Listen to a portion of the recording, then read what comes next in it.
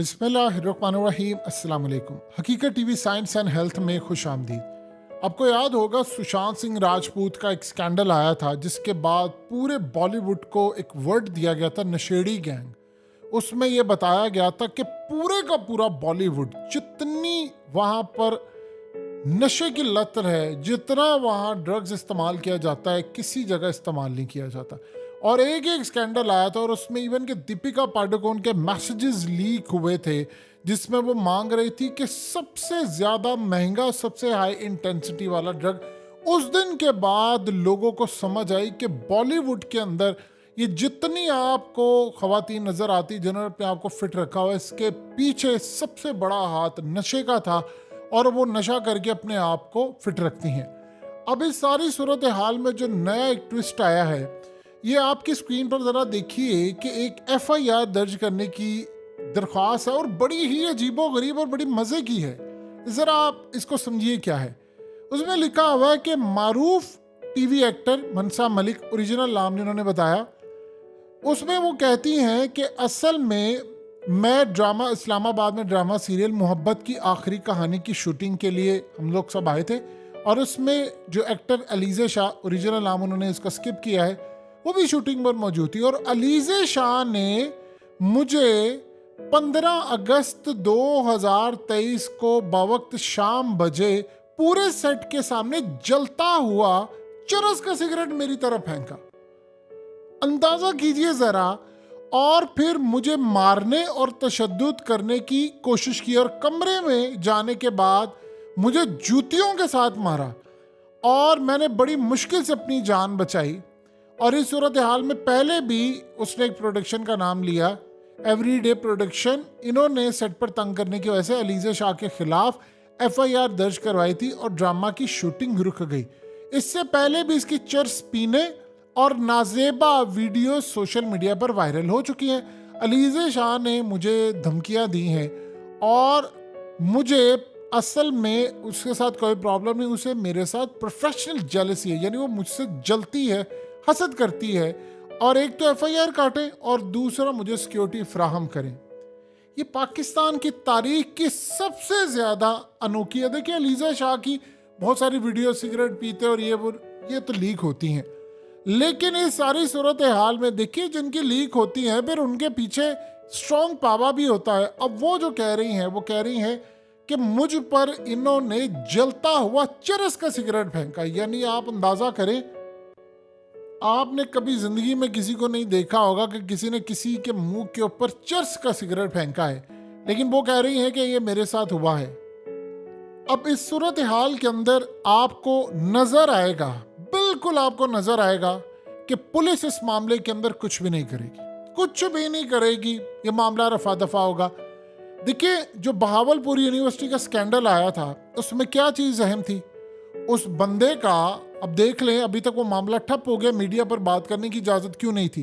क्योंकि वो पाकिस्तान के बड़े बड़े लोगों को लड़कियां सप्लाई करता था और उसने पाकिस्तान के बड़े बड़े लोगों की बेटियों को पास किया है, उनको अच्छे नंबर दिलवाए हैं, जिनको कोई दूसरी दफा घर सालन ना पूछे, जिनको एक क्या कोई एक सवाल छोड़िए, यानी वो 6-7 पेपर्स तो छोड़िए, एक पेपर में पास होने के काबिल नहीं थी, उसको उसने सप्लाई किया है। और पाकिस्तान की यूनिवर्सिटीज का ये सबसे बड़ा स्कैंडल था और ये पूरे मुल्क में हो रहा है। उसको आप हाथ नहीं लगा सके, उसकी वजह यह है क्योंकि उसके पीछे बड़े लोगों का हाथ है, जिनकी शामें रंगीन करने के लिए पाकिस्तान में ऐसे ऐसे लोग हैं जो हर रात नई लड़की लेते हैं और उन्होंने अपनी एक स्पेसिफिक चीज़ रखी होती है, जी मुझे 16-18 साल से लेकर 24 साल तक की लड़की चाहिए, उसका फिगर ऐसे हो, आर ग्लास हो, फलाना हो, पियर हो, ये हो, जीरो साइज हो, यानी डिफरेंट हर एक की कैटेगरी है। इस मुल्क में ऐसे लोग भी बसते हैं। अब वहां पर आप ये देखिए कि इसमें एक चीज तो आपको क्लियर होगी कि यानी वो सेट के ऊपर अगर चरस वाला सिगरेट पी रही है तो इसका मतलब है कि कोई उसको हाथ नहीं लगा सकता। वो इतनी ताकतवर है कि कोई उसको हाथ नहीं लगा सकता। कंप्लेन तो बड़ी दूर की बात है।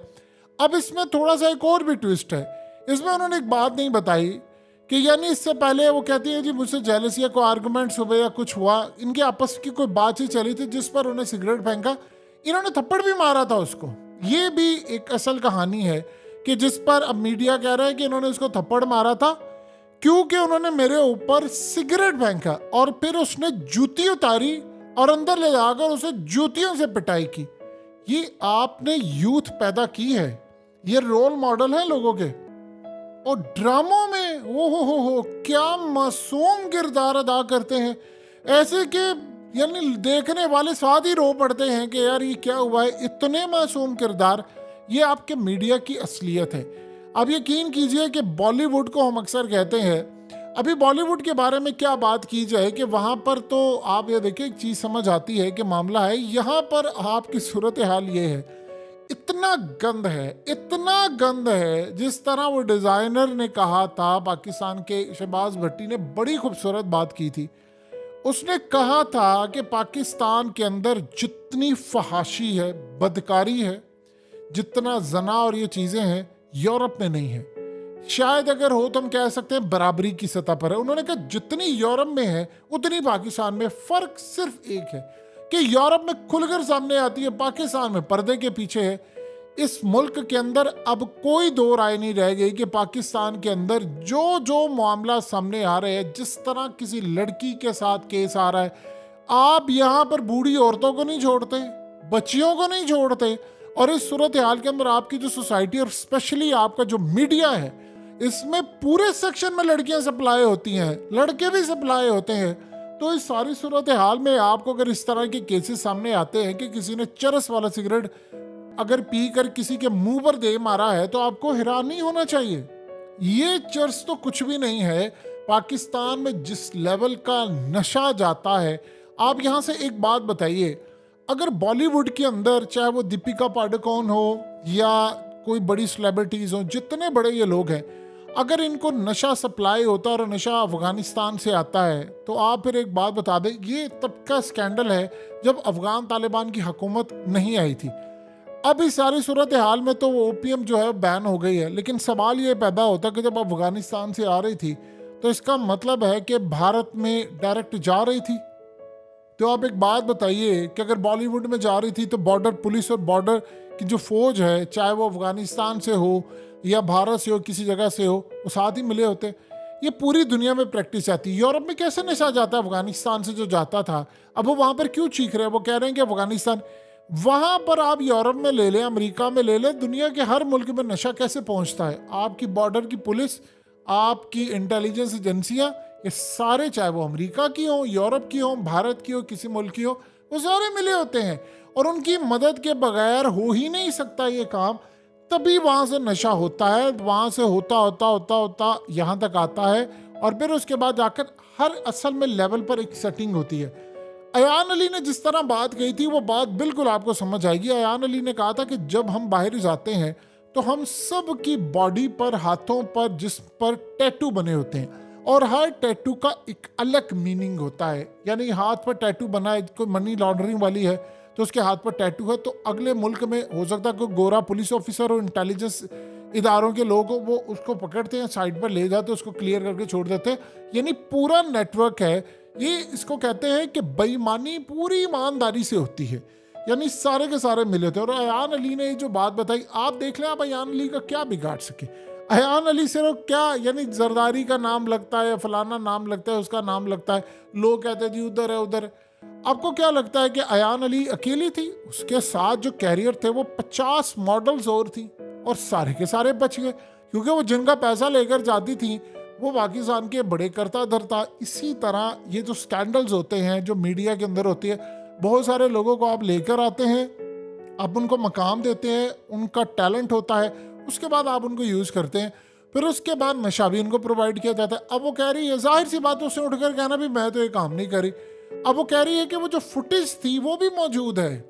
अब वो फुटेज, उसने कहा कि एलिजा ने धमकी दी हुई है कि अगर वो फुटेज आई बाहर तो वो किसी को छोड़ेगी नहीं। वो कहती है कि जो उसका इतना पावा है कि उसको कोई हाथ नहीं लगा सकता। तो ये आपके मुल्क की सूरत हाल है। ये बड़ी ही अजीबो गरीब नौयत की FIR है कि आपके मुंह पर किसी ने चरस वाला सिगरेट मारा है और फिर उसके बाद जूती उतार कर कमरे में जाकर उसने, वो कह रही है कि मेरी इतनी ठुकाई की है कि मैं जान बचाकर भागी हूँ। यानी वो कह रही है कि सिर्फ जालसी की बुनियाद पर। ये पाकिस्तान की पूरी हिस्ट्री का बड़ा अजीबो गरीब केस है कि आप पहले किसी के मुंह पर चरस वाला सिगरेट फेंके, फिर आप उसको जूतियों से मारे और फिर उसके बाद आपको बचा भी लिया जाए। हकीकत टीवी साइंस एंड हेल्थ की इस वीडियो के नीचे कमेंट ज़रूर कीजिए, अपनी राय का इजहार ज़रूर करें और इस वीडियो को हर जगह शेयर करते हुए चैनल को सब्सक्राइब ज़रूर करें।